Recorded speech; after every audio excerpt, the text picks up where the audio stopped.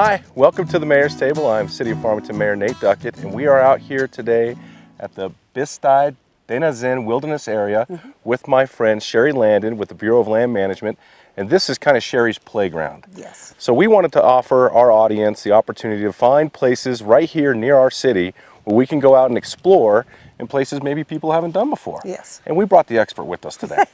So Sherry, thanks for joining us out here, and we're going to go on a little field trip out towards the De-Na-Zin area. So we're here on the east side of the Bisti Wilderness, correct? Yes. And they call this the De-Na-Zin. De-Na-Zin, yes. And we're 12 miles essentially off of 550, but what is the difference between this area of the Bisti Wilderness versus the other side?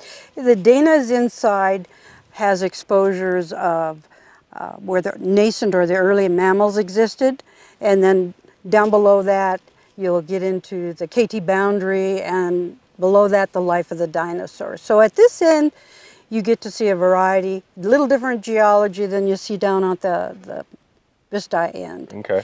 And a lot of good petrified wood up at this end, a lot of big logs.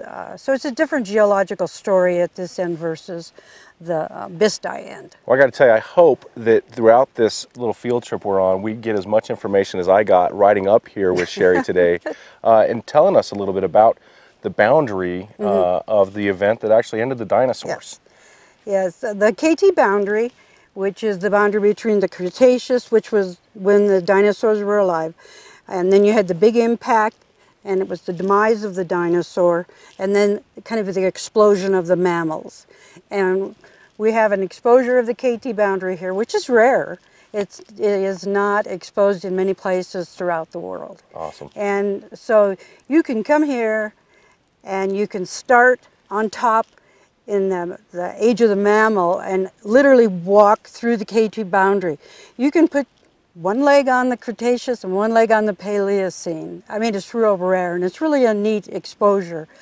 The exposure here just really indicates the tectonics, the earthquakes, the turmoil immediately after the impact. Well, I'm giddy like a schoolboy right now with the opportunity to go out here and explore this today.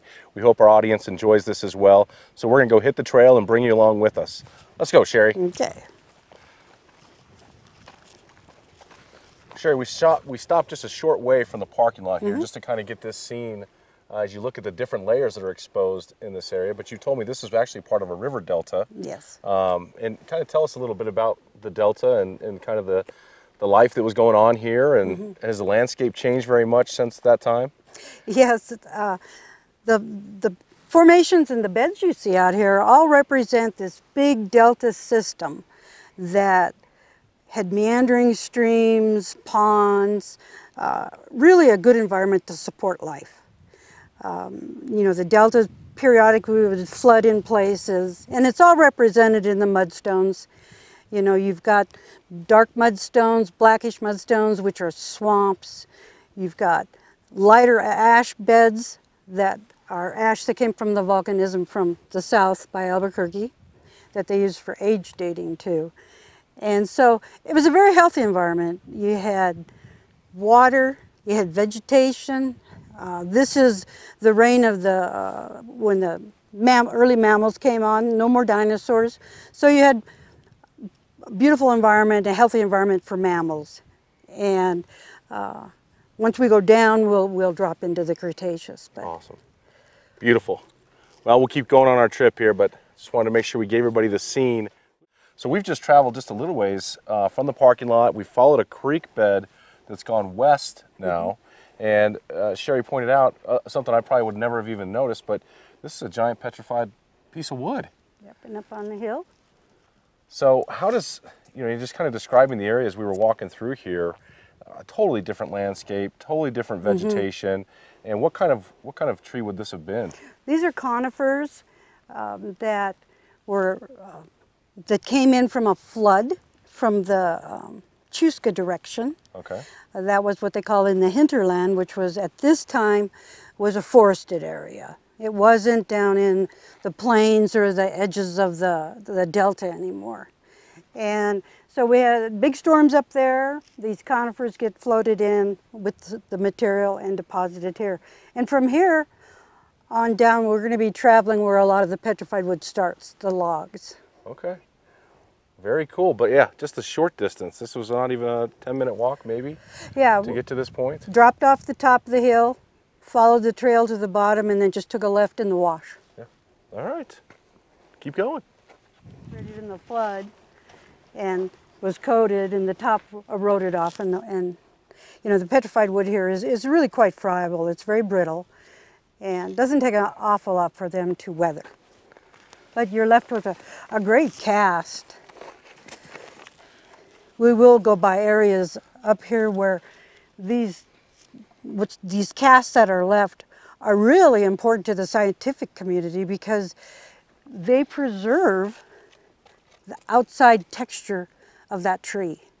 So you're not only getting the shape of the bark, but you're going to have any biological activity, wormholes, nesting. I mean, we'll go by some up here that are really outstanding. That is cool. That's beautiful. We'll put this And we're back still down. not far from the truck. Sherry, one of the things I want to talk about, that there are certain rules Mm-hmm. when you go into the wilderness areas. You can't just pick up rocks and take them Nope. home and those kind of things, because we want to preserve everything that we have out here. But there's also some other stuff that people should know if they're just going to come out here on a day trip. Yes, wilderness areas have the policies that are law. You know, you cannot, anything with a wheel cannot come in here. Bicycle, hand cart, nothing.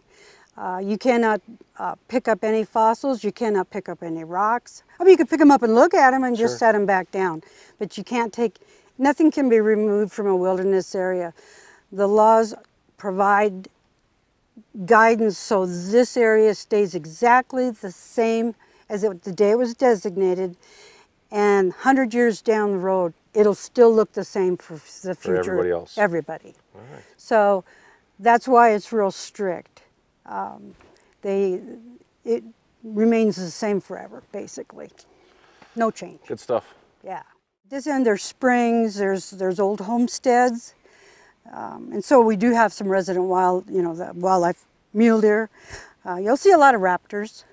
Okay. A lot of small game, but because of the springs, you have good grasses on top of the ridges here, where you don't at the other end. Okay. So it's a totally different environment. Sherry, we're still walking down that same stream bed, and we've seen tons of fossilized wood, and now we came to this part here where it's a huge outcropping of the KT event, basically. Maybe you could tell us a little bit about what that is, and I mean the global impact and timelines. This is outstanding exposure of the KT boundary, where the mudstone meets the sandstone, marks a time worldwide that is exactly that same time. So you can be in any country in the world, find the KT boundary, and it's the same time period, halfway around the world, same thing. Again, that KT boundary was created when the meteor hit in Mexico and then spread. Yes. I mean, is this essentially ash then? What is this? This mudstone right here represents the time at the end of the Cretaceous, real quiescent. You know, there wasn't a lot of change in the environment at that time. You know, the dinosaurs were surviving. You know, you didn't have a lot of tectonics going on. But the minute the impact hit, I mean, we had this, the research has figured out that within 5 minutes, the effect of the impact was felt here. And in 15 minutes, the earthquakes hit here.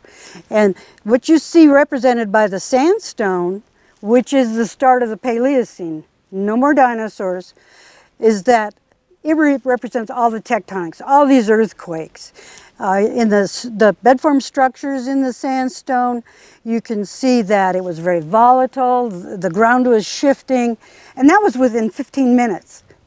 So most of the species that survived the impact and the change in the environment were animals that could control where they lived. They either hibernated or they could, you know, like sharks and gars, they could get down deep in the water and survive that way. Or turtles hibernated. Shrews made it through. some of the earliest mammals.